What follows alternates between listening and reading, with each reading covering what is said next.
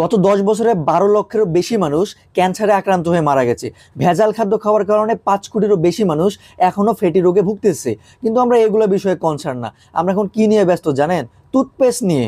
বর্তমান টুথপেস্টগুলোতে কি জানি 100 এবং 150টি মাইক্রোপ্লাস্টিক কণা পাওয়া গেছে। এটা নিয়ে পুরো বাংলাদেশে হইচই চলতেছে। অথচ এইসব অধিকাংশ কণাগুলোই কুলি করার মাধ্যমে বের হয়ে যায়। একটি 1 লিটার প্লাস্টিকের বোতলে 2,24,000 মাইক্রোপ্লাস্টিক কণা থাকে। কিন্তু তারপরে দেখবেন যে এইসব পানির বোতলগুলো না কোনো দেশে ব্যান করা হয়নি। কেন জানেন? কারণ কতটুকু মাইক্রোপ্লাস্টিক আমাদের শরীরে প্রবেশ করলে আমাদের স্বাস্থ্যগত ঝুঁকি আছে বা প্রবলেম হইতে পারে, সেটা না এখনো বৈজ্ঞানিকভাবে প্রমাণিত না। বিশেষজ্ঞরা জাস্ট একটা ধারণা দিয়েছে যে অতিরিক্ত বা বেশি পরিমাণ মাইক্রোপ্লাস্টিক আমাদের শরীরে প্রবেশ করলে আমাদের স্বাস্থ্যগত ঝুঁকি আছে। লিভারের প্রবলেম হইতে পারে, মস্তিষ্কের প্রবলেম হইতে পারে, অথবা অনেক সময় ক্যান্সার হইতে পারে। কিন্তু এটা না এখন পর্যন্ত কোনো বৈজ্ঞানিক ভিত্তি নাই। এর চেয়েও অবাক করার বিষয় হচ্ছে এইসব টুথপেস্টগুলোতে যে পরিমাণ মাইক্রোপ্লাস্টিক কণা থাকে তার চেয়ে বেশি মাইক্রোপ্লাস্টিক কণা আমরা প্রতিনিয়ত আমাদের শ্বাস প্রশ্বাসের মাধ্যমে গ্রহণ করতেছি। মানে ব্যাপারটা হচ্ছে যে বিষয়টার কোনো বৈজ্ঞানিক ভিত্তি নেই, আমরা সেই বিষয়টা নিয়ে সোশ্যাল মিডিয়ায় অনেক কনসার্ন। অথচ আমরা দিন থেকে রাত পর্যন্ত যেসব খাবার গিলতেছি, এসব প্রত্যেকটা খাবারই হচ্ছে ভেজালযুক্ত, প্রত্যেকটা খাবারই হচ্ছে কেমিক্যালযুক্ত, এবং এগুলোতেও না মাইক্রোপ্লাস্টিকের উপস্থিতি আছে। বিশেষ করে ভাত, মাছ, মাংস, শাকসবজি, ডিম, দুধ, ফলমূল, এগুলো প্রত্যেকটা খাবারে না এখন এক একটা স্লো পয়জন।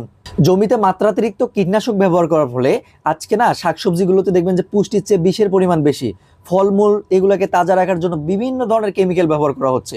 মাছ মাংস থেকে শুরু করে আমরা যে মৌলিক খাবারগুলো খাচ্ছি প্রতিনিয়ত, এগুলো প্রত্যেকটাই ভেজালযুক্ত। এর ফলে দেখবেন যে ঘরে ঘরে নতুন নতুন রোগ ধরা পড়তেছে, অল্প বয়সে ক্যান্সার, হার্ট অ্যাটাক এগুলো হচ্ছে। অথচ এইসব বিষয় নিয়ে সামাজিকভাবে কোনো প্রতিরোধ নেই, জাতীয়ভাবে কোনো আলোচনাও নেই। মানে আমরা হলাম না হুজুগে বাঙালি। দেখবেন যে যে সমস্যাটা সামনে আসে এটা নিয়ে কয়েকদিন কথা বলি, তারপর আবার ভুলে যাই। আর আমাদের এই ঘুণে ধরা রাষ্ট্র ব্যবস্থা সম্পর্কে কি বলবো? মানে তারা তো একটু অসুস্থ হলেই বিদেশে চলে যায় চিকিৎসা নেওয়ার জন্য। আর এইদিকে ক্যান্সারের চিকিৎসা কেন্দ্রগুলো কম থাকার কারণে, অনুন্নত চিকিৎসা ব্যবস্থার কারণে, আধুনিক সুবিধা না থাকায় এবং খাবারের মান নিয়ন্ত্রণ না করার কারণে সাধারণ মানুষ মারা যাচ্ছে। এদেশে দেখবেন যে কিছু হলেই এমপি মন্ত্রীরা বাইরে চলে যায় চিকিৎসা নেওয়ার জন্য। এখান থেকেই বোঝা যায় যে এই দেশের চিকিৎসা ব্যবস্থার উপর তাদের না বিন্দু মাত্র কোনো আস্থা নাই। তাদেরকে চিকিৎসা নেওয়ার জন্য বাইরে যাওয়া বন্ধ করে দিন, তাহলে দেখবেন যে এই দেশের চিকিৎসা ব্যবস্থার উন্নতি হচ্ছে।